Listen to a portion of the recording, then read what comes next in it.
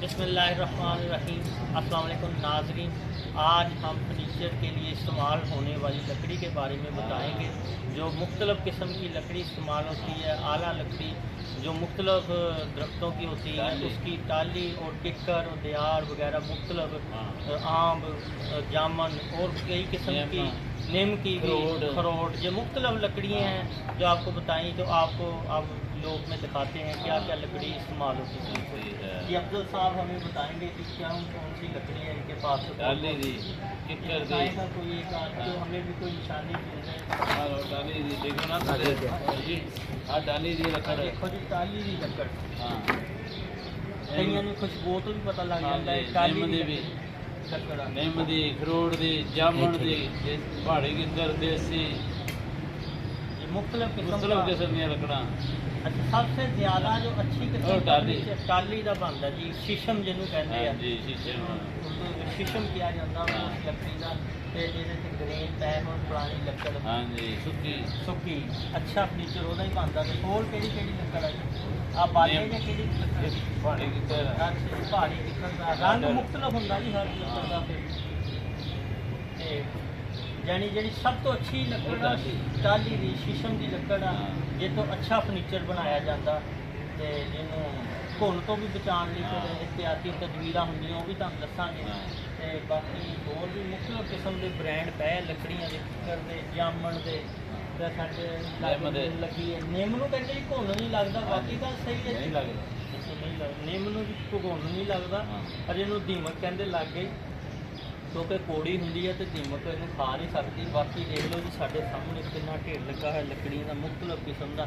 बाकी तुहानूं फर्नीचर भी इहदा बनया होया दिखाने तो अखरोट की लकड़ से की अफादियत है जी सफाई है अच्छा सफाई भी हाँ अलग अलग नजर अच्छा आज जिस तरह ग्रेन बने हुए ना टाली की लकड़ के अखरोट की लकड़ के जो पॉलिश करोगे तो कला कला ग्रेन नज़र आऊगा। तो मुख्तलिफ किस्म की लकड़ा लकड़ के बाहरों भी मंगवाई जाती कहते जी लकड़ बाहरले मुल्कों तो केड़ी लकड़ मंगवाई मिलती है माग भी मिलती है जी चील की लकड़ है दरियार की लकड़ है पाकिस्तान से मिल जाती है। अच्छा कितना अपना तजर्बा हो गया फर्नीचर बनाते कितने अरसा हो गया? 40-45 साल हो गए जी अफजल साहब जो फर्नीचर बना रहे हैं माशाल्लाह। फर्नीचर की एक बार जिन्हों का नाम है फर्नीचर देर पा चलता घर बना रहे जो भी तुम फर्नीचर इस्तेमाल करो तो जरूर याद करो। हाँ जी याद करोगे वाकई कि जल्दी खराब नहीं होने वाला। ये स्पैशल लकड़ी ना बनाते फार्मीके का फर्नीचर नहीं बनाते जो अजकल चल रहा प्लास्टिक हाँ जी ये खराब हो जाता कि फार्मिका वो चक्कन लगे जी उत्थे तो उत्थे ही रह जाता इधरला सैड इधर से इधर हाँ जी।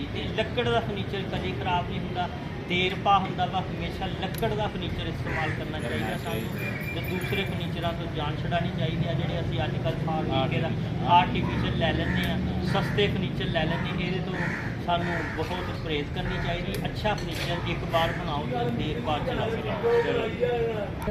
मुख्तलिफ किस्म दियाँ होर भी लकड़ पई हुई चीरी हुई ये चीर के पहले ही स्टाक कर लेंदे कि कल नूं फिर नस भज ना होवे ते साडे कोल मौजूद होवे। आ एक टेबल भी हो रहा वा तैयार देखो जी आ टेबल बनाए जा रहे हैं तैयार शुदा फर्नीचर भी आपको दिखा रहे हैं जी मुख्तलिफ किस्म का तैयार शुदा फर्नीचर जो देख सकते हैं आप तसल्ली से।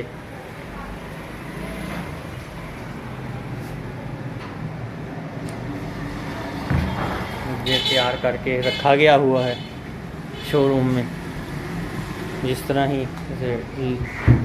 इसके ख़रीदार जो आएंगे वो लेके जाएंगे जिन्होंने आर्डर दिया। ये आर्डर पर तैयार हुआ फर्नीचर है जो पॉलिश करके रख दिया गया है।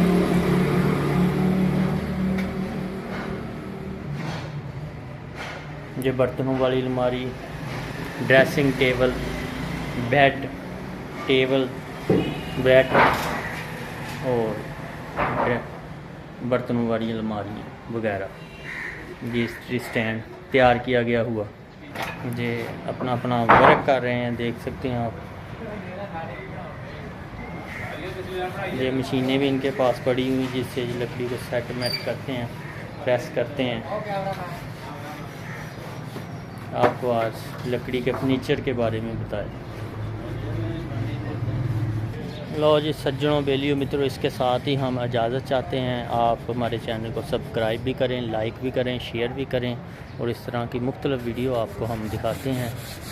तो इसके साथ ही इजाज़त चाहते हैं। अल्लाह हाफ़िज़। पाकिस्तान ज़िंदाबाद।